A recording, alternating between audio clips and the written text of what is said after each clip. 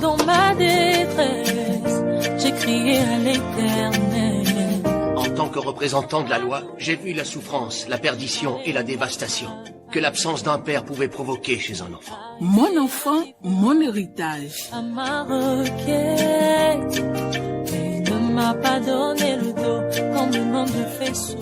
Mais certaines études ont prouvé qu'un enfant qui se sent complètement perdu a besoin d'un père. Et on ne peut absolument rien y faire. Mon enfant, mon héritage, un espace d'échange, de découverte et d'impact pour des vies productives, des familles harmonieuses et une nation forte. Mon enfant, mon héritage vous est proposé par l'ONG Rehoboth. Appelez-nous au 69 54 99 99 69 54 99 99.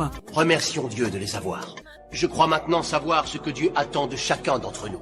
Il faut du courage et de l'abnégation. Et peu importe le prix qu'il en coûte, nous devons nous impliquer dans la vie de nos enfants. Bonne écoute à vous. Fais le repos de mon âme, mon arbre de paix, oh mon Jésus, tu es tellement bon. Chers parents et futurs parents, bonjour, je suis Chantal Dovonou, conseillère matrimoniale, je suis mariée, mère de 5 enfants. Bienvenue sur votre émission Mon enfant, mon héritage. Avant tout propos, laissez-moi vous raconter cette histoire. Il s'agit de l'histoire de 2 familles américaines. La première, c'est celle de Max Jukes et sa femme, qui ont eu 560 descendants répartis ainsi. 310 sont morts dans la pauvreté. 150 ont été des criminels. 7 ont été des assassins. 10 ont été des ivrognes de renom. Plus de la moitié des femmes étaient des prostituées. Les descendants de cet homme ont coûté au gouvernement des États-Unis une somme de 1,25 million de rand au 19e siècle. Quant à la seconde famille, celle de Jonathan Edwards, il s'est marié à une femme et ils ont dénombré 1354 descendants dans leur lignée. 295 étaient des diplômés d'université, parmi lesquels 13 ont été directeurs. 65 étaient des professeurs, 3 étaient des sénateurs des États-Unis, 3 étaient gouverneurs d'État et d'autres des ministres. 30 étaient des juges, 100 étaient avocats, dont l'un directeur d'une école de droit.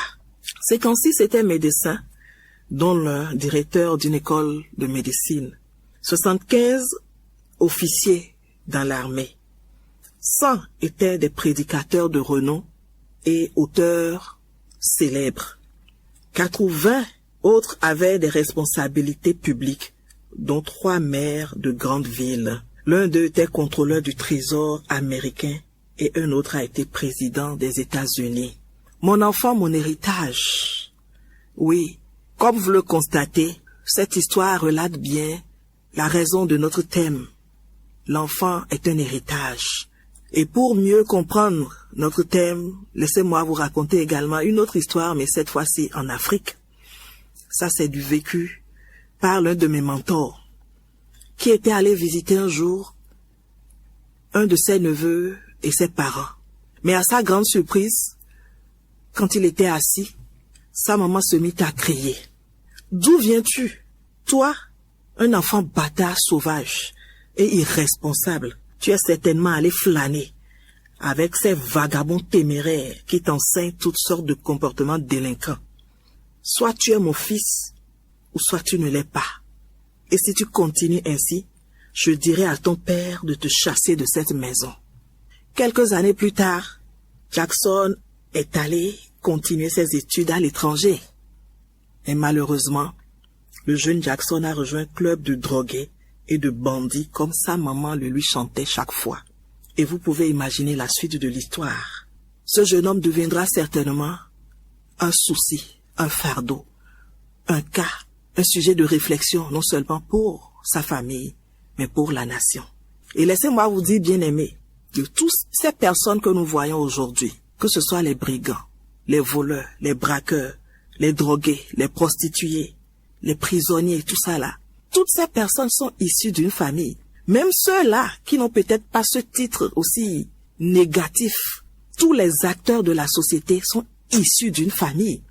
Et c'est pourquoi on pouvait dire que pour qu'une nation soit forte, pour qu'une église soit forte, il faut des familles fortes.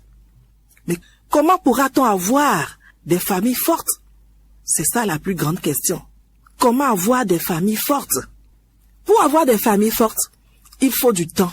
Du temps chronos et du temps kairos, comme le dirait quelqu'un. Du temps chronos, c'est-à-dire le temps linéaire, 2 heures, 3 heures, 4 heures, 5 heures du temps. Il faut avoir du temps l'un pour l'autre, que ce soit entre parents et enfants ou entre couples, il faut avoir du temps l'un pour l'autre.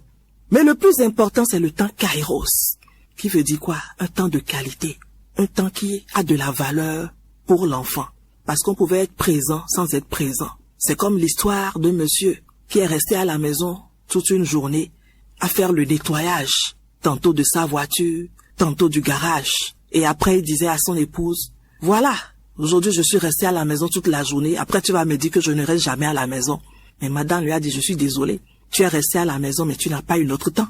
Et c'est de cela que nous parlons, le temps de qualité, ce temps que l'on consacre à l'autre avec toute son attention. Nous y reviendrons certainement dans la suite de notre émission. En plus du temps, il faut de la connaissance.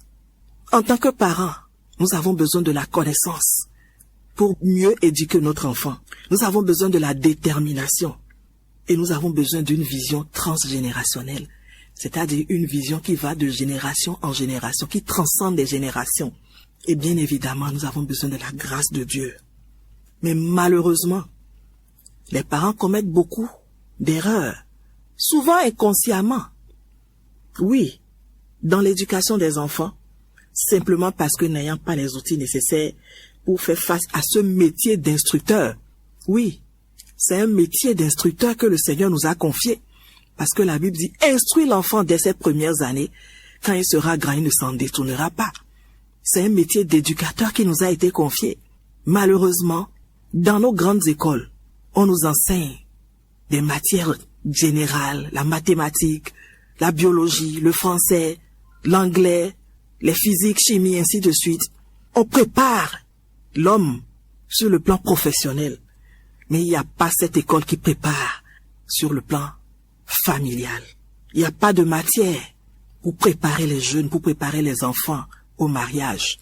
Ce qui fait que malheureusement, vous pouvez voir un parent bien déterminé, un parent qui a la volonté, qui aime son enfant, faire tout son effort, tout son sacrifice, mais malheureusement, il se retrouve avec un enfant têtu, un enfant rebelle, un enfant ingrat, un enfant avec peut-être une grossesse précoce, un enfant qui fuit de la maison.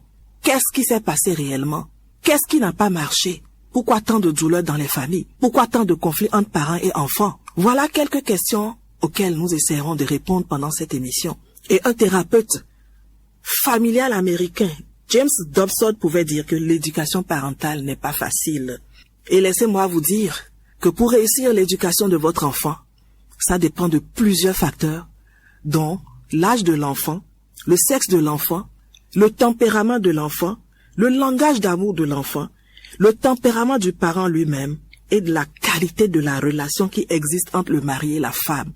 Qu'est-ce que je veux dire par là? Pour que l'éducation de l'enfant soit une réussite, il faudrait que entre mari et femme, que le courant passe. Si le courant ne passe pas, tout le reste, c'est du vent. Que le Seigneur nous vienne en aide. Et parlant d'âge, à chaque étape de la vie, son style d'éducation, son type d'éducation. Oui. Et il y a une tranche d'âge la plus sensible, là où il faut déposer tous les matériaux nécessaires. Là, il faut poser la fondation. Et c'est pourquoi notre Dieu étant sage, étant omniscient, il nous demande dans le livre de Proverbes, au chapitre 22, verset 6, instruis l'enfant dès ses premières années. Quand il sera grand, quand il sera vieux, il ne s'en détournera pas. Et pour confirmer, les spécialistes, les psychologues qui disent que 90% de la personnalité de l'enfant est formée avant l'âge de 7 ans. Alors, bien-aimé, si tu veux réussir l'éducation de ton enfant, pendant cette tranche d'âge, c'est là que tu dois mettre le nécessaire. Mais qu'est-ce qu'un enfant? Cette question avait été posée lors d'une formation. Curieusement, tous les parents, aucun parent n'a été en mesure de nous donner la réponse. Qu'est-ce qu'un enfant? Oui. Étymologiquement parlant, le terme enfant vient du latin Infants, qui signifie celui qui ne parle pas. Celui qui ne parle pas. Ça veut simplement dire quoi? Celui qui voudrait que l'on prenne sa défense. Puisque l'enfant qui est debout ne comprend rien. L'enfant ne peut rien faire de lui-même. Oui. Donc pour l'enfant, vivre, c'est s'amuser. Oui. En tant que parents, si nous comprenons que le cerveau de l'enfant n'est pas fait pour comprendre qu'il a des devoirs. L'enfant ne comprend pas dans ses premières années qu'il a des devoirs vis-à-vis de son parent. Non. Le cerveau de l'enfant est conçu de telle sorte que pour lui, il doit s'amuser. La vie, c'est l'amusement. Et selon le dictionnaire, l'enfant, c'est un groupe d'êtres humains dans la première période de la vie. Et selon la Convention relative aux droits de l'enfant, c'est tout être humain âgé de moins de 18 ans, sauf si la loi du pays accorde la majorité plus tôt. Mais selon Dieu, la définition de l'enfant va au-delà d'une période de temps, d'une période de la vie. Pour Dieu, l'enfant est un héritage. Nous pouvons voir ça dans le psaume 127, verset 3. L'enfant est une bénédiction. Luc 1, verset 42. L'enfant est une récompense. Psaume 127, verset 3. B. L'enfant est une nation. Genèse 25, verset 23. L'enfant est une flèche. Psaume 127, verset 4. L'enfant est un disciple de l'Éternel. Ésaïe 54, verset 13. Et pour finir, l'enfant est un plant d'olivier. Psaume 128, verset 3. La partie B. Bien-aimés dans le Seigneur, nous sommes à la fin de notre émission. La prochaine fois, nous parlerons des différentes phases de la vie de l'enfant, à partir même de la vie intra-utérine, c'est-à-dire la phase prénatale. Qu'est-ce qui se passe à l'intérieur de l'enfant pendant qu'il est encore dans le sein maternel? Quand il est sorti du sein de sa maman, quelles sont les phases par lesquelles cet enfant passe? Nous allons aborder brièvement ces phases avant d'aller encore plus loin dans notre émission. Que Dieu vous bénisse. Je vous remercie de nous avoir écoutés. Dans ma détresse, j'ai crié à l'Éternel. Je crois maintenant savoir ce que Dieu attend de chacun d'entre nous. Il faut du courage et de l'abnégation. Et peu importe le prix qu'il en coûte, nous devons nous impliquer dans la vie de nos enfants. Oh mon Jésus, tu es tellement bon.